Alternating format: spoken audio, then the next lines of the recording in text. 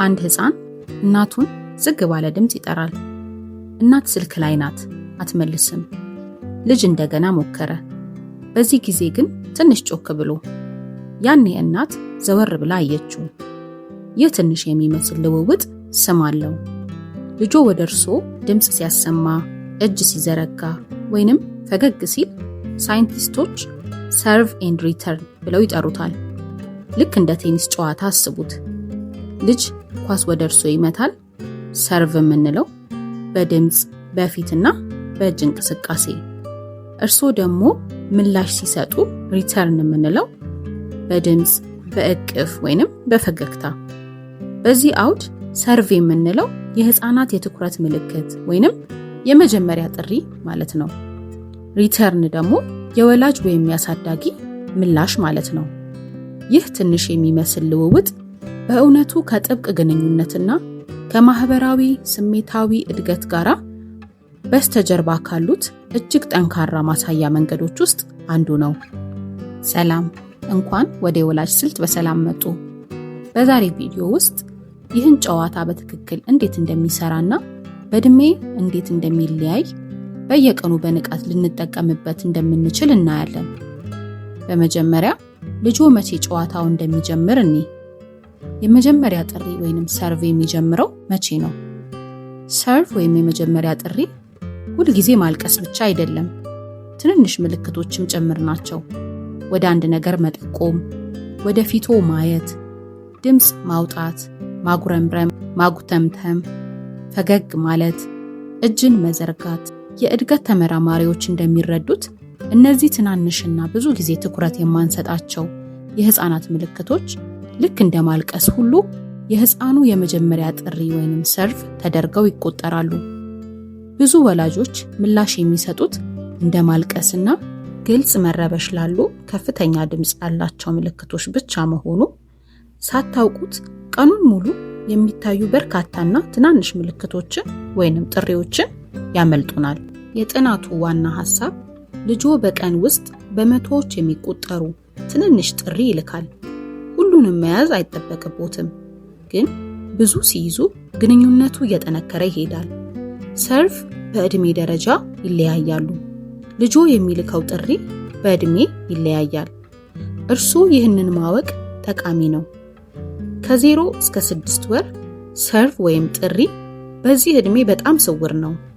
ትንሽ የአይን ንክኪ፣ ትንፋሽ ለውጥ፣ ትንሽ ፈገግታ፣ እነዚህን ማስተዋል ይከብዳል፣ ግን በጣም ወሳኝ ናቸው። ገና ማህበራዊ ግንኙነት እየተማረ ያለበት ደረጃ ስለሆነ።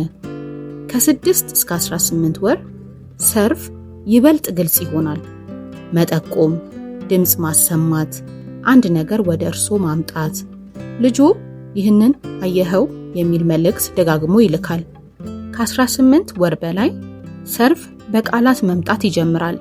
ጥያቄዎች፣ አስተያየቶች፣ ታሪኮች። በዚህ ዕድሜ ልጆ ብዙ ጊዜ ይናገራል። ምላሽ የሚያገኝ ልጅ ግን የበለጠ መናገርን ይቀጥላል። የህፃኑ ዕድሜ ትንሽ ከሆነ የትኩረት ጥሪው ይበልጥ ረቂቅና በቀላሉ የማይታይ ነው። ለምሳሌ ያተነፋፈስ ለውጥ ወይንም የአፍታ የሚደረግ የአይን እይታ ዕድሜያቸው እየጨመረ ሲሄድ ስለሚጨምር ጥሪውም ወደ ቃላት ስለሚለወጥ ለአንድ ህፃን እንደ ዕድሜው ደረጃ የሚሰጠውን እነዚህን ምልክቶች በትኩረት መከታተል አብዛኞቹ ወላጆች የሚያመልጣቸው ዋና ነገር ነው። 5ቱን ወላጅ ምላሽ የሚሰጥበትን እርምጃዎች እኔ በህፃናት እድገት ላይ የተመሰረተ አንድ የሃርቫርድ ሴንተር ጥናት እንደሚያሳየን 5 ቀላል የጥሪና ምላሽ እርምጃዎችን ያካትታል። አንደኛ፣ ልጆ ምን እያደረገ እንደሆነ ጥሪውን ያስተውሉ። ሁለተኛ፣ በድምፅ በፊት ወይንም በእቅፍ ምላሽ ይስጡት። ሶስተኛ፣ ልጆ የሚሰጠውን ጥሪ ስም ይስጡት። አራተኛ፣ ልጆ እንደገና ምላሽ እንዲሰጥ እድል ይስጡ። አምስተኛ፣ ልጆ ትኩረቱን ሲቀይር ይከተሉት፣ አያስገድዱት። ይሄ 5 እርምጃ ሂደት ውስብስብ አይደለም። በቀን ውስጥ ብዙ ጊዜ በተፈጥሮ የሚከሰት ግንኙነት ነው። ይህን ስንረዳውና በንቃት ስንጠቀምበት ልጆቻችን ላይ ለውጥ እናመጣለን። ለምን ከመጫወቻ በላይ አስፈላጊ እንደሆነ እንይ። ብዙ ወላጆች የልጆች አእምሮ እንዲያድግ መጫወቻዎችን፣ አስተማሪ ፕሮግራሞችን ለመግዛት ብዙ ገንዘብ ያወጣሉ። ግን ብዙ ጥናቶች ላይ ጠንካራ ተጽዕኖ ያለው ምላሽ የሚሰጥ ወላጅ እንደሆነ ይነግረናል። ልጆች ከሰዎች ጋር በሚያደርጉት የሐሳብ ልውውጥ በንግግር፣ በፈገግታና በምልክት እንጂ ብቻውን መጫወቻ አሻንጉሊትና የልጆች ፕሮግራም በማየት ብቻ አእምሯቸው ማደግ አይችልም። ምክንያቱም አሻንጉሊት ምላሽ ስለማይሰጥ ሰው ብቻ ነው መልስ መስጠት የሚችለው። በዚህ ግንኙነት የልጅ አእምሮ ይገነባል። ስለዚህ ለልጆች ሲያወሩ ወይንም ሲያለቅሱ ትኩረትን መስጠት የቋንቋ የማህበራዊ ግንኙነትንና ለአእምሮ እድገት ከሰው ጋር የሚደረግ ንግግር በጣም አስፈላጊ ነው። የተለመዱ የተሳሳተ እምነቶችን እንይ። ውድ የመማሪያ መጫወቻዎች ልጄን ጎበዝ ያደርጉታል ብለው ማሰብ። እውነታው ግን መጫወቻ ብቻውን ተመልካች ነው፣ መልስ አይሰጥም። ልጅ ከሚያየው ፕሮግራም ወይም ከመጫወቻ የበለጠ የሚማረው ከሚመለከተው ወይንም ከሚመልስለት ሰው ጋር ባለው ልውውጥ ነው። ስለዚህ ውድ ነገር መግዛት ግዴታ አይደለም። ሌላው የተሳሳተ እምነት ልጄ ገና ትንሽ ስለሆነ አይረዳኝም። ጨቅላ ሕፃናት እንኳን ከተወለዱ ጀምሮ ምላሽን ያስተውላሉ። እናም ተደጋጋሚ ምላሽ ማጣት በአንጎል እድገት ላይ ተጽዕኖ ያሳድራል። ስለዚህ ለልጆ ውድ ነገር ከመግዛት ይልቅ የሚያስፈልገው ትኩረት ነው። እንዳናስተውል ምን ይከለክለናል? ለምን ብዙ ወላጆች የልጆች ጥሪ የሚያመልጣቸው ይመስላችኋል? በጣም የተለመዱ ምክንያቶችን እንይ። ስልክ ወይም ስክሪን ትኩረታችን ስለሚከፋፈል ትንንሽ ምልክቶችን እናመልጣለን ወይም እናጣለን። ሌላው ድካም። ቀኑን ሙሉ ከስራ በኋላ ከልጆ ጋር በደንብ ለመጫወት ኃይል ላይኖሮት ይችላል። ብዙ ልጆች ወይንም ብዙ ኃላፊነት ሲኖር ትኩረት መከፋፈል የተለመደ ነው። ይህ ጥፋተኝነት እንዲሰማውት ሳይሆን እውነተኛ ግንዛቤ እንዲኖሮት ነው።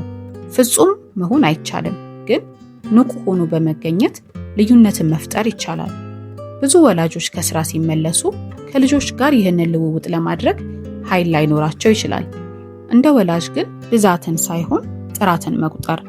ለ10 ደቂቃ ሙሉ ትኩረት ያለው ልውውጥ 2 ሰዓት ተከፋፍሎ ካለ ልውውጥ የበለጠ ጠቃሚ ነው። ስለዚህ ደክሞት ከሆነ ራስዎን አይውቀሱ። ትንሽ ጊዜ ግን ሙሉ ትኩረት በመስጠት ይሞክሩ። ዛሬ መጀመር ይቻላል። ቀላል መንገዶች። ስልኩን ለ10 ደቂቃ ያስቀምጡ። ልጆም ብዙ ይመልከቱ።